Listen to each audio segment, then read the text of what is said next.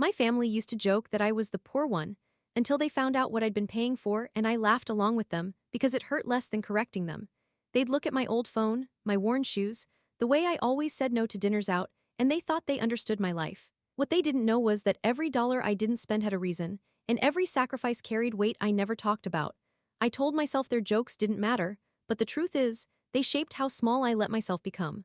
And when they finally learned what I'd been paying for, everything cracked open in ways I wasn't ready for.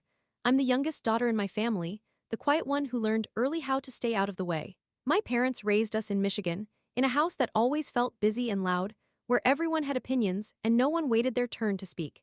My older siblings did well for themselves, at least on the surface, and family gatherings slowly turned into subtle competitions disguised as conversations. I learned to nod, smile, and listen, because that was easier than trying to explain myself. By my early 30s, I was working full-time as an administrative coordinator at a mid-sized marketing firm.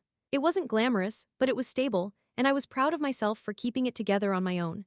I rented a small apartment about 20 minutes from my parents' place, nothing fancy, just clean and quiet.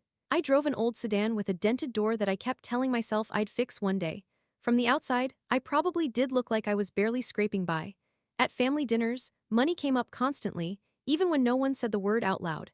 My sister would talk about her new kitchen remodel, and my brother would casually mention a vacation he booked without planning. Someone would ask me why I still hadn't upgraded my phone, and I'd shrug and say I didn't need one. I told myself I was secure enough not to care, but my chest always tightened during those moments. I felt like I was being measured by things I didn't want to value. What my family didn't see was how carefully I managed every part of my life. I tracked my spending down to the dollar and avoided anything that felt unnecessary. I packed my lunch every day and skipped coffee runs with coworkers, even when I wanted company. I justified it by telling myself I was being responsible. That discipline now meant freedom later. Still, there was a quiet loneliness in choosing practicality over connection again and again. I didn't talk much about my personal life either, mostly because it was complicated in ways that didn't fit into casual conversation. There were parts of my life I kept separate, like locked drawers I didn't open in front of anyone. I told myself privacy was healthy, but sometimes it felt more like hiding. When my mom asked if I was saving for something, I'd say I was just trying to be smart. That answer usually satisfied her enough to move on. Over time, the jokes became more direct, even if they were wrapped in smiles. My brother once laughed and said I lived like a college student, even though I was well past that stage. My sister teased me for wearing the same coat every winter, calling it my signature look.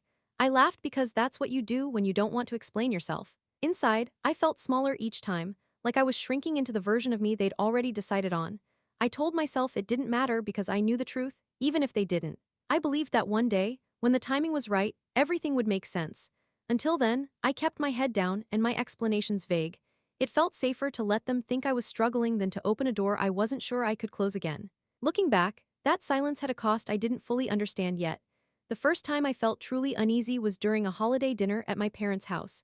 Everyone was seated around the table, plates half full, conversation bouncing from one person to the next. My aunt made an offhand comment about how hard things must be for me, and my brother nodded like it was a confirmed fact. I laughed, but my hands were shaking just enough that I had to set my fork down. My mom asked if I was managing okay, her voice soft but her eyes searching my face. I told her I was fine, that I just preferred a simpler lifestyle. It sounded reasonable when I said it out loud, but something in the room shifted.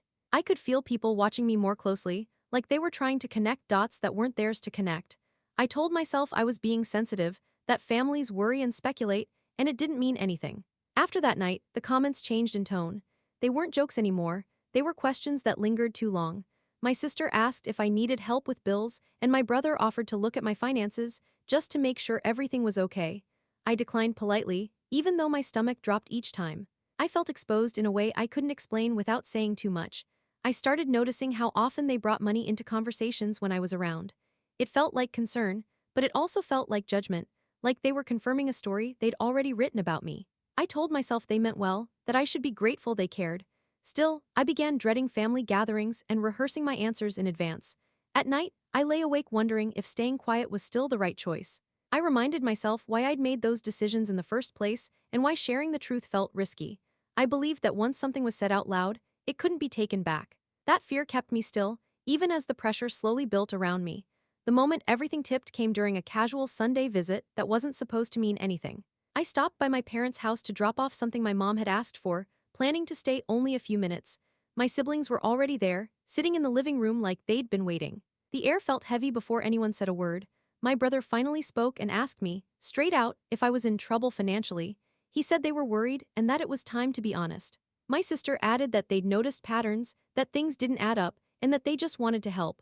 I felt cornered, my heart racing while my mind searched for the safest response. I told them I was managing and that I didn't need rescuing, but they didn't seem convinced. My mom looked at me with a mix of concern and frustration, and that hurt more than anything else. I realized at that moment that my silence hadn't protected me the way I thought it had. Instead, it had allowed them to fill in the gaps with assumptions that felt just as dangerous. As they continued talking, offering advice I didn't ask for, I felt a sharp divide open inside me. Part of me wanted to finally explain everything, to lay the truth out so they'd stop guessing. Another part of me was terrified of what would happen once they knew. I'd spent years justifying my choices in private, but saying them out loud felt like crossing a line I couldn't uncross. I left that house feeling shaken, knowing something had shifted for good. The balance I'd been maintaining was gone, and the questions weren't going to stop. I realized then that the truth I'd been protecting was about to come out, whether I was ready or not. And I had no idea how my family would react once they understood what I'd really been paying for. The days after that Sunday visit didn't feel dramatic from the outside, but inside me, everything felt unsettled. My phone started buzzing more often, not with anger, but with concern that felt heavier than silence. My sister texted asking if I'd eaten, if I was sleeping, if I'd figured things out yet. My mom called just to hear my voice, lingering on the line longer than usual. Every message carried the same unspoken question, and each time I answered, I felt myself tightening. At work, I went through the same routines, but they felt hollow. I answered emails, scheduled meetings, smiled when spoken to, all while my thoughts drifted back to my family's living room. I kept hearing my brother's voice asking if I was in trouble, and I hated how that word stuck to me. I wasn't reckless, I wasn't careless, but I was tired in a way that didn't show on the surface. By the end of the day, my body felt heavy, like I'd been holding my breath for hours.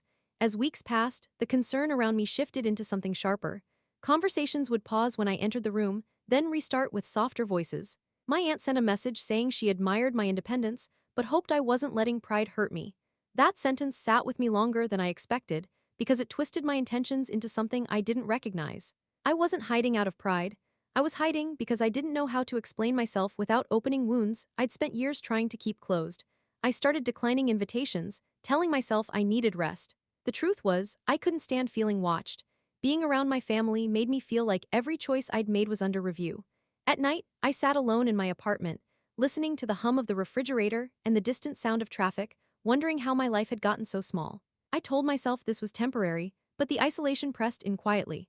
What scared me most was realizing how powerless I felt. I'd believed staying quiet gave me control, but now it felt like my silence had handed that control away. A version of me was being discussed without me present, and every attempt to stay calm seemed to confirm their assumptions. I felt myself shrinking again, choosing comfort over clarity, and that awareness left me feeling hollow. The shift didn't come from my family. It came from a regular afternoon at work, when my coworker Melissa noticed I hadn't joined the lunch group in weeks. She asked if I was okay in a way that didn't feel rushed or curious. I almost brushed it off like I always did, but something in her voice made it harder to lie. When she asked if I wanted to grab coffee after work, I hesitated, then agreed. We sat in her car with the engine off, holding paper cups that warmed our hands. I told her pieces of what was happening, careful to stay vague, but my voice cracked anyway. She didn't interrupt or jump in with advice. She just listened, and that alone felt like relief I hadn't realized I needed. For the first time in weeks, I wasn't defending myself. Melissa said something that stayed with me. She told me that concern can turn into control when people feel entitled to explanations. Hearing that made something click.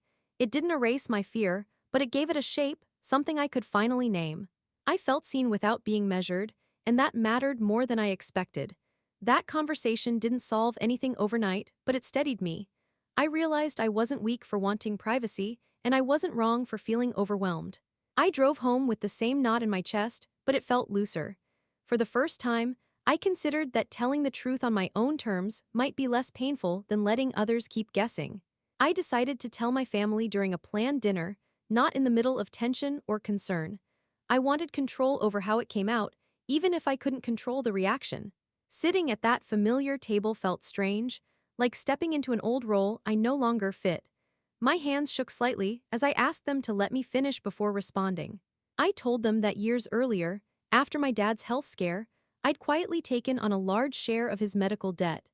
I explained how the bills kept arriving, how insurance covered less than expected, and how I'd seen my parents trying to stay calm while clearly overwhelmed. Paying it off felt like the most practical way I could help without adding to their stress. I didn't say anything because I didn't want opinions or gratitude, just stability. The room went still.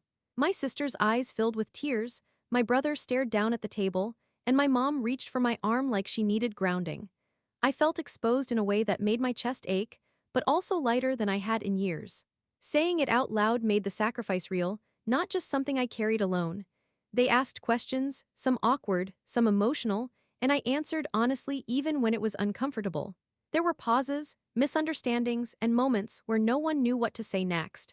There was no clean apology or instant understanding, just the shared realization that they hadn't known me as well as they thought. In the weeks that followed, things changed slowly. The jokes about my money stopped, but a new quiet took their place. My mom spoke to me with a softness that felt both comforting and sad. My siblings hesitated before offering advice, like they were relearning where the lines were. It wasn't perfect, but it was more honest than before. I spent a lot of time thinking about why I'd stayed silent for so long. I told myself it was about protecting others, but it was also about protecting myself from judgment. I'd confused being strong with being invisible, and that misunderstanding had shaped how small I let my life become.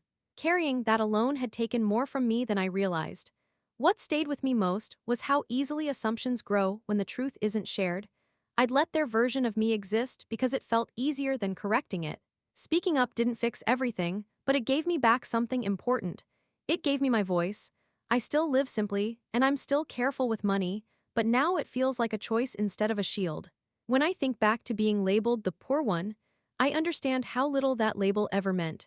Sometimes, what looks like lack is actually quiet responsibility.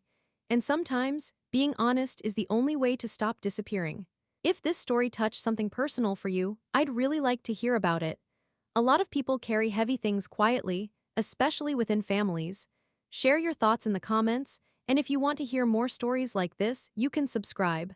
This space exists for honesty, and I'm grateful you're here.